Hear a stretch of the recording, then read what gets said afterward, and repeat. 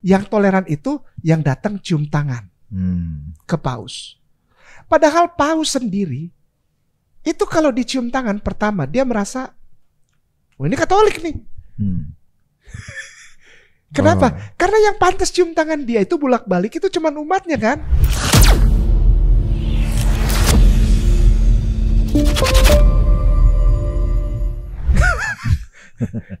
Sebentar. Yang cium tangan mesti sesama Katolik. Iya. Muslim. Ada juga Muslim, makanya itu saya enggak. Gimana? Enggak, maksudnya gini. Yang seharusnya cium tangan yang apa beliau berkenan itu sama Katolik. Iya. Berarti Protestan pun enggak cium tangan? Enggak boleh. Nah ini yang cium tangan Islam. Kan secara sejarah itu kan Protestan sudah dianatema waktu siapa itu Martin Luther Pak Ustadz ya. Iya. Itu sesama yang mengimani Yesus sebagai Trinitas saja digituin. Enggak boleh. Apalagi Muslim. Enggak boleh. Nggak boleh. Jadi apakah mungkin karena ketidaktahuan atau gimana kemarin? Nggak mungkin nggak tahu, lo tahu lah, ayolah. Ini udah tahun 2024 lah. Kalaupun buta huruf bisa buka Google di mana-mana dia bisa ngomong lah, ayolah. GPT aja bisa ditanya. Could you tell me about Jesus? Muslim. Loh, sekarang ini sebagai mantan Protestan melihat itu, gitu. Bagaimana kan berarti kan justru Protestan berarti kan nggak cium. Ngelihat itu gimana tanggapannya? Misalnya dulu sebagai Protestan. Yang seperti apa itu? Iya ngelihat Islam cium tangan. Ya begitu. Islam cium tangan ke Kristen. Bukan, itu kan bukan Kristen kan? Katolik kan? Iya ke paus. Islam cium tangan ke paus. Islam cium tangan ke paus. Kalau selama kita masih Kristen dulu ya, sebelum kita seneng dalam arti begini. Kita seneng aja gitu. Oh si ada umat Islam yang mencium tangan paus. Iya tangan paus atau pendeta lah. Berarti pasti mindset kita inilah kuasa Yesus kan. Berarti antum kalah. Gitu. Saya yang menang, saya yang benar. Gitu. Buktinya apa? Orang Islam ini cium tangan saya. Sampai itu Pak Ustadz kan udah viral tuh. Apa tuh? Paus masuk dilantunkan ayat-ayat Al-Quran. Kan kemarin tuh. Dia menang udah. Nggak perlu lagi ada pekabaran Injil di Indonesia. Orang sudah ditaklukkan dari titiknya, dari pusat titiknya. Headquartersnya udah.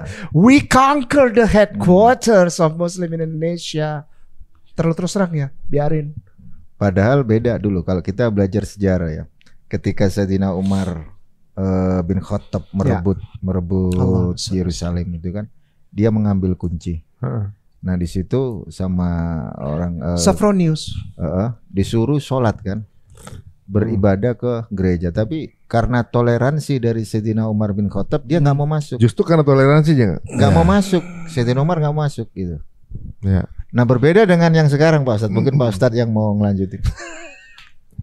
Siap-siap hati nih. Begini, ada yang satu kekuatan yang seperti saya bilang tadi tidak nampak. Dia ingin mengacaukan pandangan toleransi yang proporsional, sehingga yang seharusnya tidak proporsional dikatakan proporsional, yang proporsional dikatakan tidak proporsional. Contoh paling kecil aja. Ada umat Islam yang tidak mengucapkan Selamat Natal 25 Desember karena dia tahu sendiri dari misalnya risetnya dia, lalu kayak Umar begini, dia tahu bahasa aslinya, atau bahwa Yesus lahir 21 April. Lalu dia memutuskan untuk daripada saya menghina, ya kan, lebih baik saya tidak mengucapkan. Oh ada juga ternyata yang nggak ngucapin. Ya orang Muslim. Bukan. Maksudnya kalau sama apa namanya Kristen atau Katolik yang Advent kan nggak ngakuin. Nggak ngucapin. Enggak. Tapi nggak diserang seperti kalau Islam nggak ngucapin. Nah ini masalahnya. Ini titiknya. Dapat tuh. Berarti dapat poinnya. Ada kekuatan yang ingin membuat itu terjadi, supaya ada satu kesan yang tidak akan mudah ditarik dari umat Islam apa? Intoleransi. Umat Islam intoleransi. Dengan cara apa? Satu hal yang proporsional dibilang tidak proporsional. Satu hal yang tidak proporsional dibilang proporsional. Satu hal yang toleransi dibilang bukan toleransi. Satu hal yang bukan toleransi, justru itu dibilang toleransi. Contohnya itu kan. Kan terjadi, Akhi langsung dapat.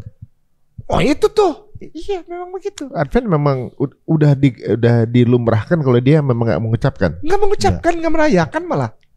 Oh. Nggak pasang pohon terang. Oh gitu ya. Tapi malah nggak ramai tapi ya. Tapi yang dikejar-kejar Islam aja gitu. Nah itu. Oh.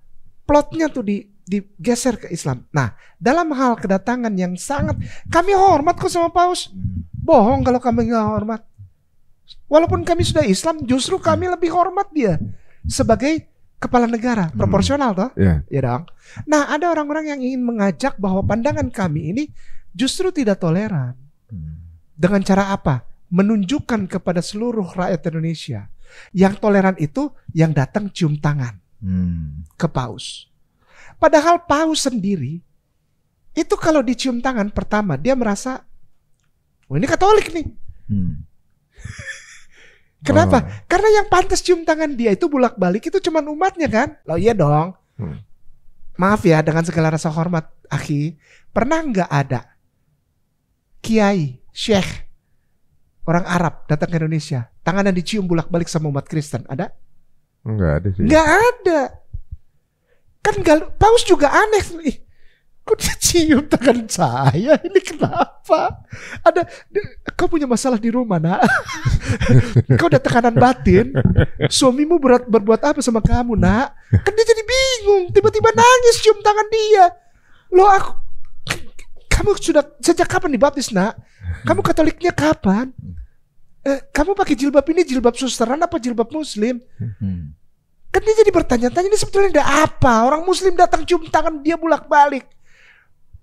Dia cuma satu berpikir, Yesus menang. Terpujilah Yesus Kristus. Haleluya. Langsung Kidung Jemaat nomor 462. Haleluya, haleluya, haleluya. Langsung gitu. Kenapa? Karena dia merasa sudah memenangkan orang Islam di Indonesia untuk jadi Katolik. Kenapa? Yang harus cium tangan ini harus orang Katolik doang. Kalau dia berarti cium tangan saya, berarti dia udah Katolik dong. Kan gitu logikanya. Logikanya. Katolik, jangankan Paus, pemimpin lain aja lah di bawah strata Paus lah.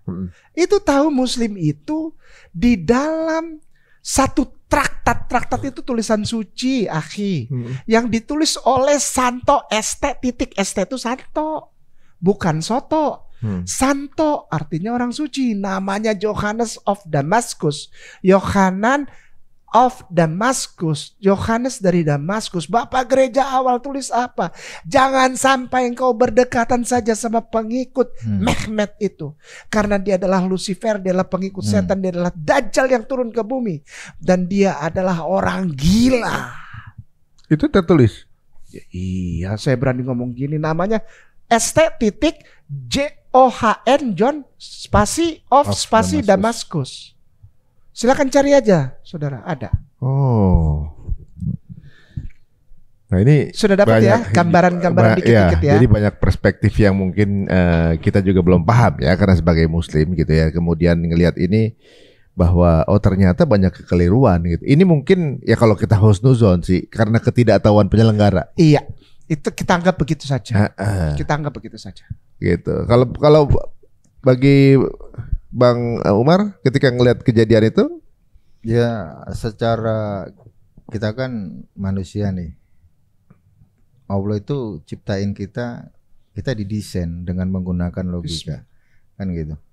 Kalau yang datang Paus nggak ada masalah gitu. Tetapi Paus ini harus ditempatkan sesuai dengan koridornya gitu. Ya udah di katedral aja gitu. Terus yang datang umat Katolik aja gitu. Paus yang datang malah yang datang para ya tahu sendirilah yang kemarin yang pakai peci itu terus sampai dia jabat tangan, cium kepala kan gitu. Jadi maksudnya apa gitu. Terus muncul lagi salah satu yang jadi polemik sampai dibahas di media-media mainstream bagaimana adzan itu masuk ke dalam running text seperti itu. Terus bagaimana di dalam Masjid Istiqlal ketika Paus ada di situ diperdengarkan yang namanya Al-Quran itu kan nggak sesuai porsinya gitu. Jadi kalau memang mau toleransi, misal paus ini ketemu dengan para pejabat ya seperti tamu negara, pemerintahan lah, tempat iya, pemerintahan. Jadi seperti kayak tamu negara ketemu dengan pemerintah gitu. Tapi kenapa kok tidak sesuai dengan porsinya gitu loh Mas Ari, untuk dalam arti apa ya? Kalau gua kan pakai mindset yang lebih luas gitu. Apakah ini hanya untuk sekedar pengalian isu terkait kasus-kasus yang kemarin yang 300T itu divonis 2 tahun dengan denda 5.000 untuk menutupi masalah itu. Terus masalah polemik yang sekarang 2-3 hari yang lalu terkait masalah jet pribadi itu juga, apakah hanya sebagai pengalian isu untuk menutupi itu? Jadi artinya gimana sih ini reaksi dari umat Islam di Indonesia ketika paus datang terus adzan itu masuk ke dalam running text, terus di Masjid Istiqlal itu diperdengarkan lantunan ayat suci Al-Quran dengan datangnya paus ke situ. Apakah ini bisa menjadi satu narasi tes ombak? Ya saya menduga-duga mungkin untuk apa ya, pengalian isu aja dengan yang kemarin-kemarin gitu. Afwan wasif, minta maaf banget akhi dan juga adik Umar, brother Umar. Begini, beberapa kali Umar bilang tentang Istiqlal lalu ketika paus masuk lalu di lantunkan ayat suci Al-Quran. Ada satu hal yang lebih membuat tanda tanya besar dan bahkan saya sampai galau gitu. Saya sampai apa ya, maksudnya gini, ini masjid apa gereja? Di situ diadakan doa, pembacaan doa dan 2 atau 3 lagu madah bakti dinyanyikan oleh choir, paduan suara. Begini ya akhi, ini gak masuk akal loh. Ini gak masuk akal. Masjid itu gini, ambil yang tadi saya bilang, ambil gampangnya aja. Gerejamu tidak jauh. Gerejamu tidak jauh, cuman nyebrang aja. Sebelahan. Kenapa kau pindahkan misamu? Itu aja udah simbol toleransi sebenarnya. Sangat toleransi. Lalu apakah kita bilang toleransi ketika mereka menyanyikan kidung jemaat dan madah bakti itu sampai, kalau nggak salah yang saya dengar, saya nggak tahu ya ini benar apa tidak. Kalau saya salah mohon dimaafkan.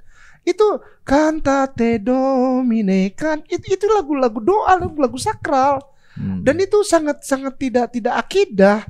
Masjid itu tauhid. Masjid itu tempat wahidun, Allah yang wahidun, Allah yang ehad. Kenapa yang tidak ehad masuk di situ dan diibadahi di situ? Bukan saya enggak. Ini tidak pada tempatnya. Kita toleran. Ya di tempatmu lakum. Gitu. Mengapa yang saya sakit hati itu ketika ada yang kasih saya tidak ada videonya, Umar. Jadi dia cuman kayak voice gitu. Voice note.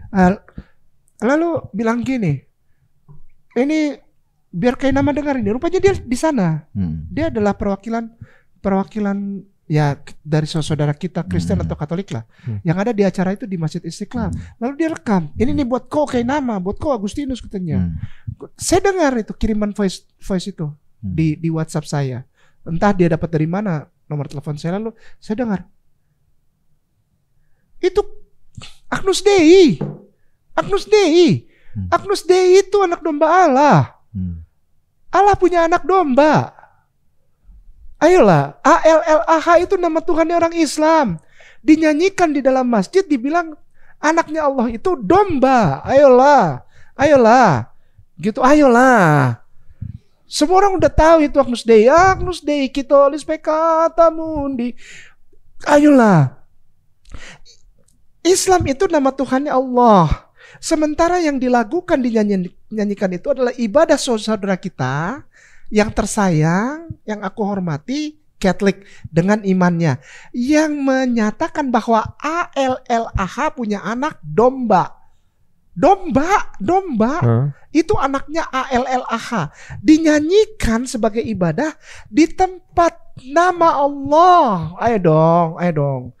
Mungkin para penganutnya atau yang menjalankan cuma ngikutin aja kali sebenarnya. Masa iya tidak ada protokol? Iya, masa dia tidak ada protokol? Mereka sih oke ditempatkan saja. Ya ayo aja gitu kan. Iya, masa tidak ada protokol? Ayolah, come on lah. Ini udah tahun 2024. Husnuzon juga jangan gitu-gitu amat itu. Iya kan? Kecuali orang buta huruf dari gua mana baru keluar, oke lah. Ini udah tahun 2024. This is Republik Indonesia. Jakarta Metropolitan, come on, it's better than Turkey. Come on. It's modern. Every single gadget already been in Jakarta, especially in Jakarta. Come on, wake up lah. Don't close your eyes for things like this. Ada satu hal yang sangat aneh. Kenapa menyebutkan nama Tuhan di tempat yang nama Tuhan itu Ehad, tapi dibilang punya anak, dan itu seperti freely bebas saja. Akhi, dengan segala rasa hormat,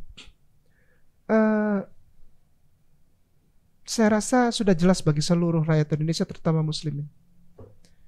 Muslimin sedang diajak untuk seperti yang Umar bilang tadi, untuk diadu domba dan menjadi warga negara mayoritas yang intoleran, dengan dibantu oleh kekuatan-kekuatan Islam sendiri yang ada di Republik ini. Sebentar, pelan-pelan. Mayoritas Muslim Indonesia sedang dibentuk untuk memiliki seperti gelar, yaitu umat beragama yang tidak toleransi. Ini sedang ada pembentukan, sedang ada fabrication atau pengolahan atau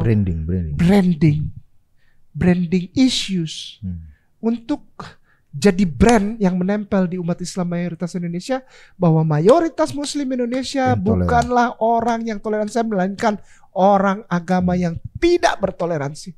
Sedang dibuat begitu. Dan sayangnya, masa iya sih para pembesar Muslim kita nggak ngerti hal ini? Alangkah sangat aneh buat saya gitu. Di tahun 2024 gitu loh. Bahkan setiap orang Muslim sudah ada yang bisa ngomong Latino. Iya. Itu yang ngomong pertama kali datang Benedetto, Papa Francesco, Grazie mille, itu orang Muslim. Penterjemah Latin, Italiano.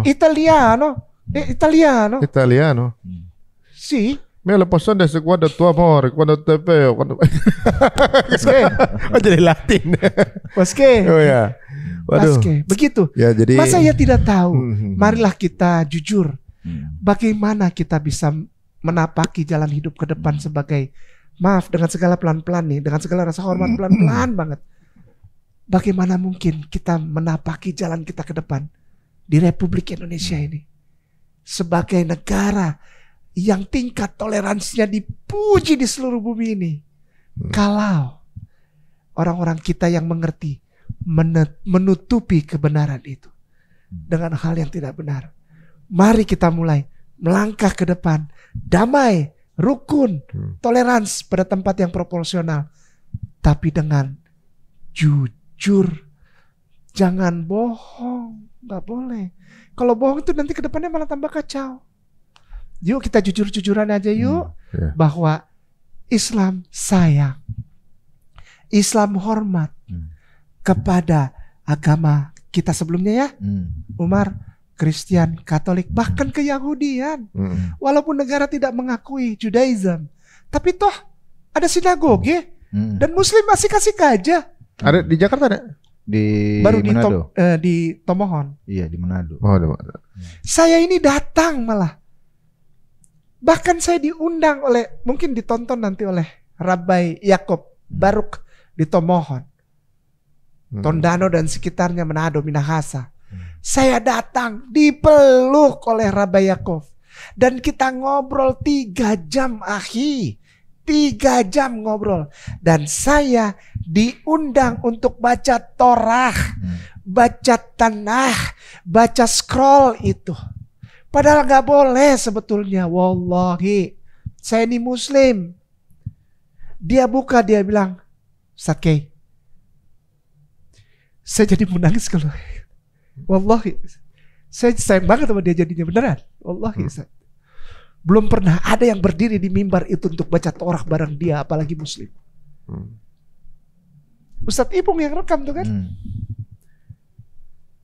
Ustadz K, aku undang. Kita baca Torah sama-sama. Bagaimana coba penghargaan itu untuk kita muslimin? Untuk kita muslimin, bukan untuk Kainama, bukan untuk Kei, bukan. Untuk muslimin. Saya kalau ingat itu saya terharu dan saya bangga sekali. Dan saya mau bilang, Bapak Yakob sehat-sehat Bapak Yakob top. Dia yang tunjuk, jadi kan nggak bisa begini kan. Kalau dia kan gulungan, dia nggak boleh pakai tangan, Akhi. Nunjuk hurufnya tuh nggak boleh. Jadi ada tunjukkan. Ada adabnya ya. Ada adabnya, pakai tunjukkan. Ada alatnya itu yang segini. Ada. Jadi kan nggak boleh langsung ini, nggak boleh. Kurang menghormati gitu. Nggak sopan. Tangan. Itu aja ada adabnya gitu. Itu yang saya mau bilang adab.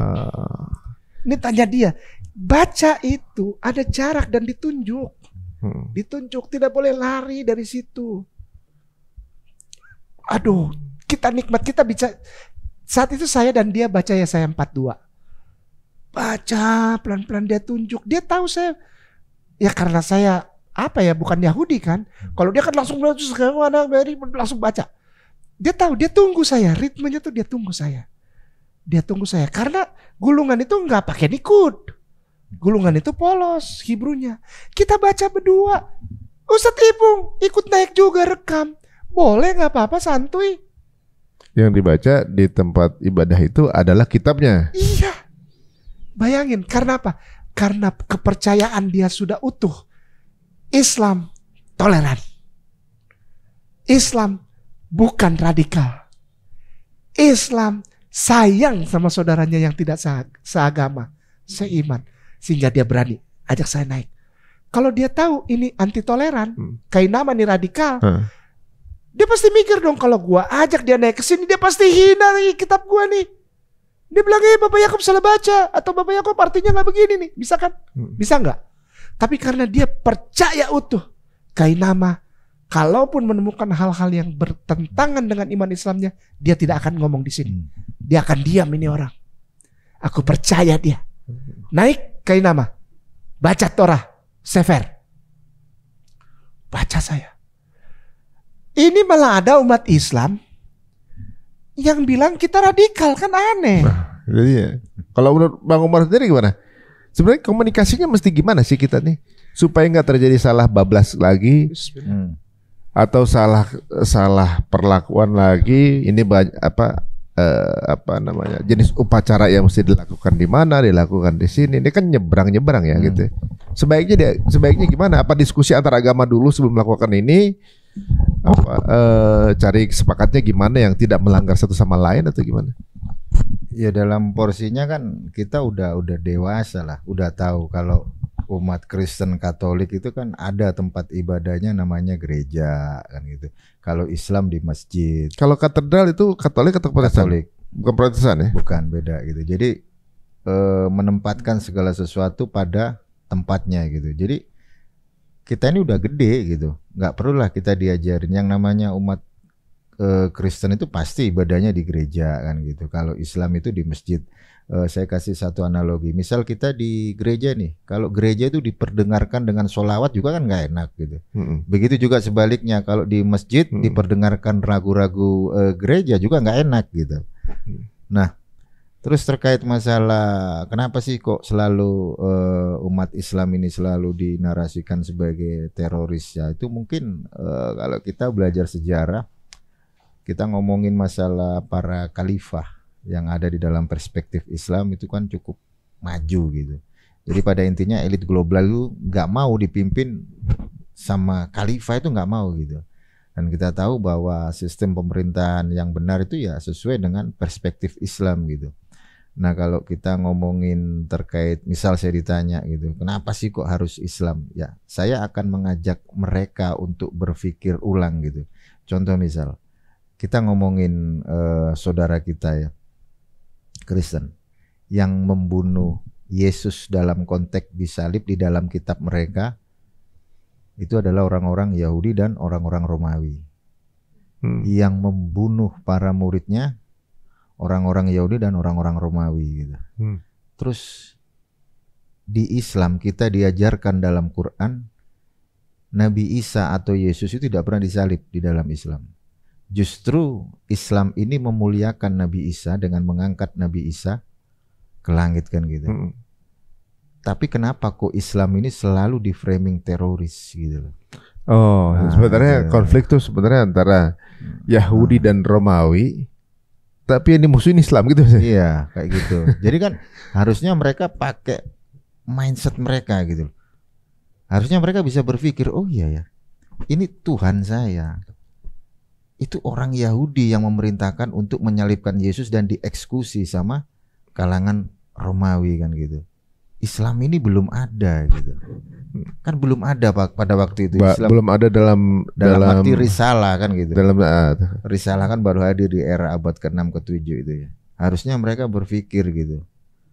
Muslim ini justru mengakui gitu. Sekalipun Nabi Isa itu tidak dianggap Tuhan sama umat Islam. Beda dengan kalangan Jew itu menolak gitu, menolak baik Nabi Isa maupun baginda Rasulullah. Harusnya mereka ini berpikir gitu. Kalau memang di Indonesia itu mayoritas terbesar umat Islam di seluruh dunia, mungkin nggak ada dong yang namanya gereja, Pak Ustadz. Iya, selesai. Kan gitu. Iya. Justru yang saya herankan umat Islam di Indonesia dengan komunitas terbesar di dunia jadinya seperti ini gitu. Paus datang dicium-cium, ya kan, sampai minta berkat. Loh, kok bisa seperti ini gitu loh. Makanya banyak para alim ulama itu mulai mengkritik mereka gitu. Dan itu sudah viral. Semalam itu saya udah nonton tuh berapa banyak dari para kiai, alim ulama dan para asatidz itu mengkritiki mereka gitu loh.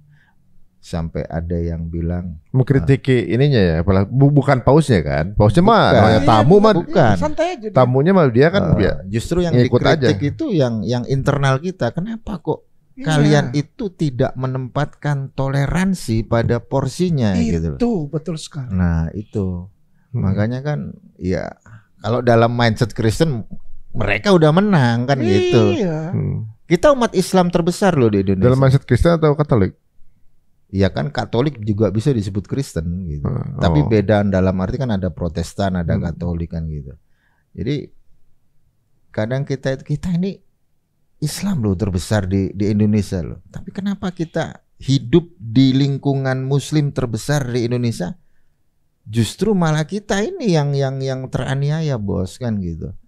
Sampai adzan ditaruh di running text itu kan sesuatu hal yang gak toleran gitu. Kalau emang sama-sama toleran ya waktunya adzan kan berhenti kan gitu. Iya beres kan. Kan sesuai dengan itu. Atau bisa dicarikan jadwal di atas jam 7 kan kayak begitu.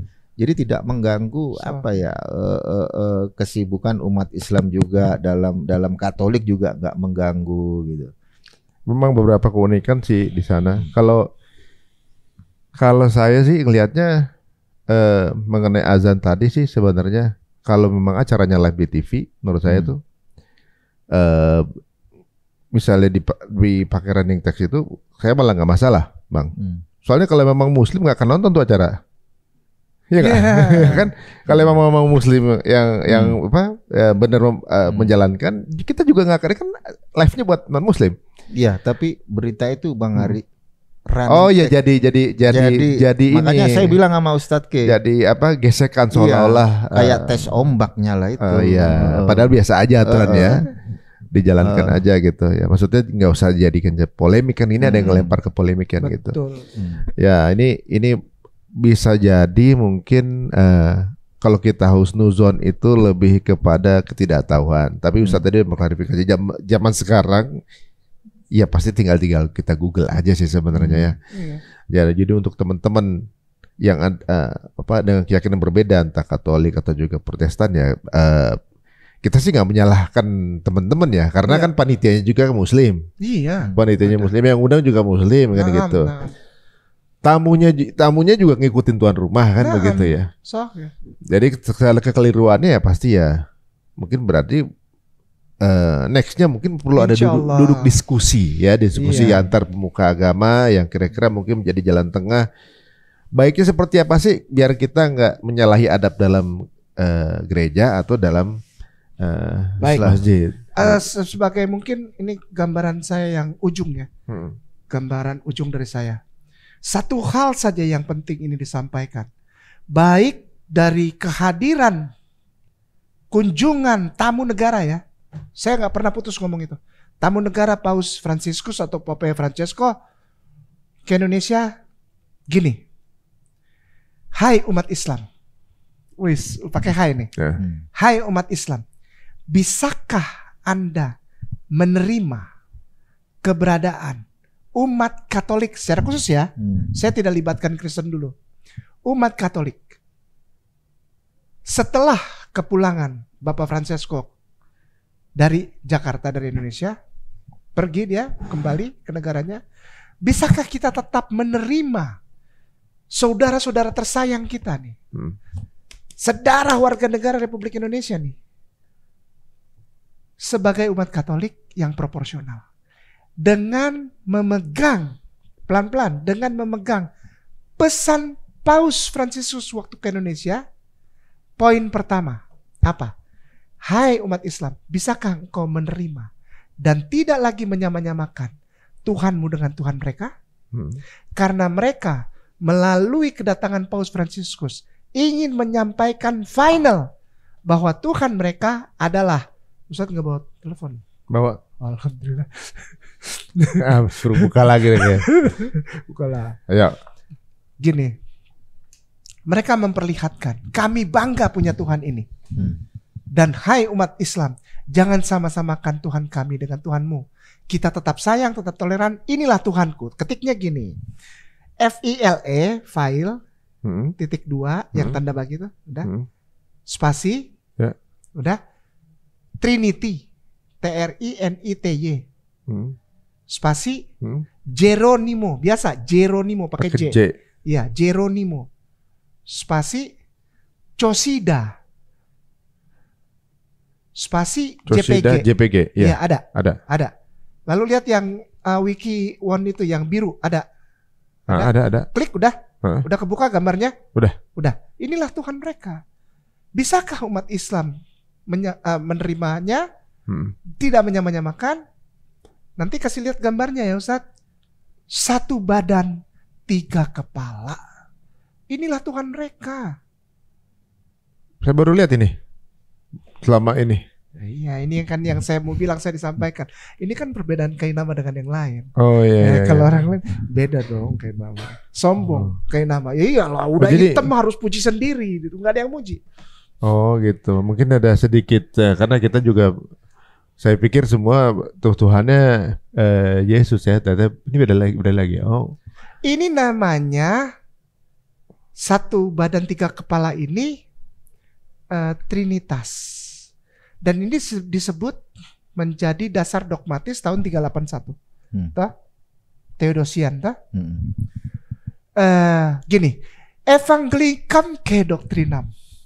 Patris et Filii et Spiritus Sanctus. Unam maestate superilia. Trinitas credamus Christianorum e Catholicorum. Inilah Tuhan mereka. Bisakah umat Islam menerima apa adanya saudara kita? Tetap sayang, tetap toleransi. Jangan sama-samakan Tuhan kita dengan Tuhan dia. Kenapa? Tuhan mereka badannya berapa? Ini kan ya? Iya, lihat. Badannya 1, kepalanya 3. Ya udah terima aja. Kita sayang kok. Ya, Patris atau Bapak itu mukanya yang di tengah, Ustaz. Kepala yang di tengah itu Patris. Ini. Itu Patris. Yang di tengah muka itu Patris, artinya Bapak. Yang di sebelah kanan itu disebut Filii. Filii itu artinya anak. Yang di sebelah kiri itu Spiritus Sancti atau Roh Kudus. Jadi tidak pernah mereka itu Tuhannya satu. Hai umat Islam, terima kami.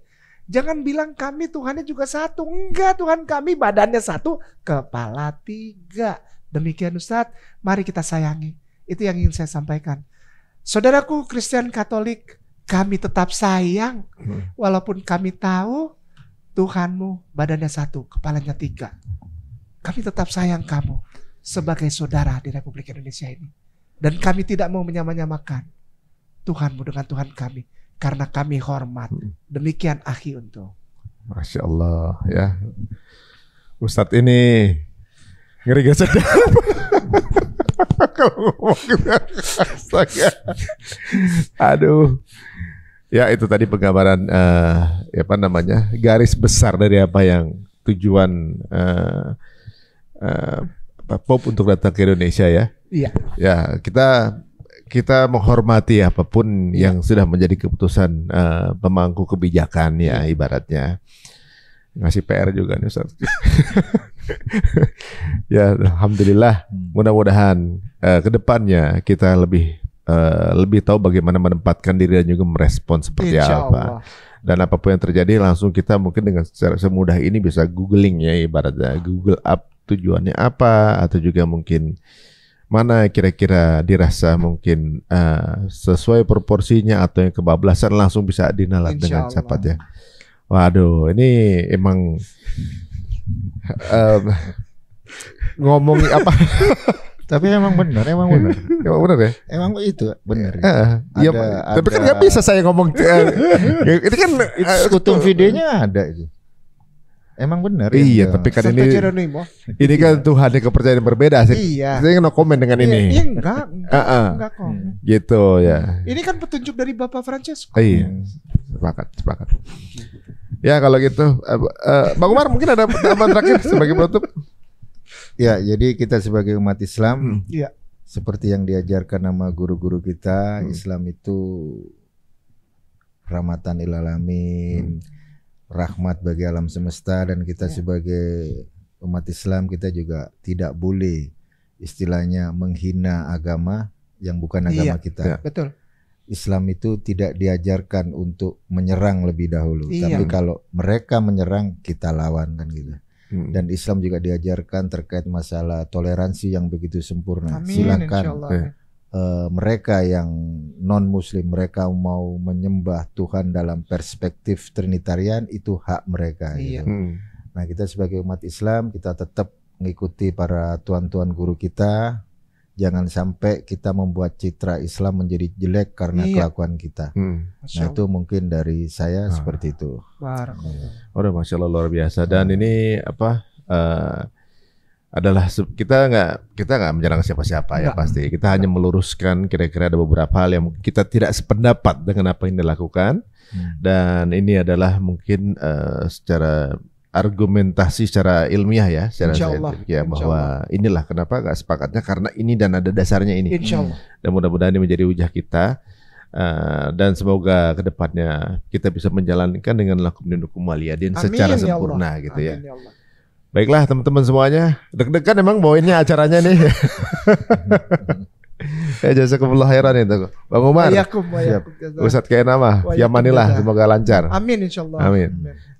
Jika dirasa teman-teman ini bermanfaat, monggo silahkan share sebanyak-banyaknya tangan ini, dan silahkan masukkan pendapat teman-teman semuanya di kolom komen kita di Tirta. Sampai ketemu lagi di episode berikutnya. Assalamualaikum warahmatullahi wabarakatuh.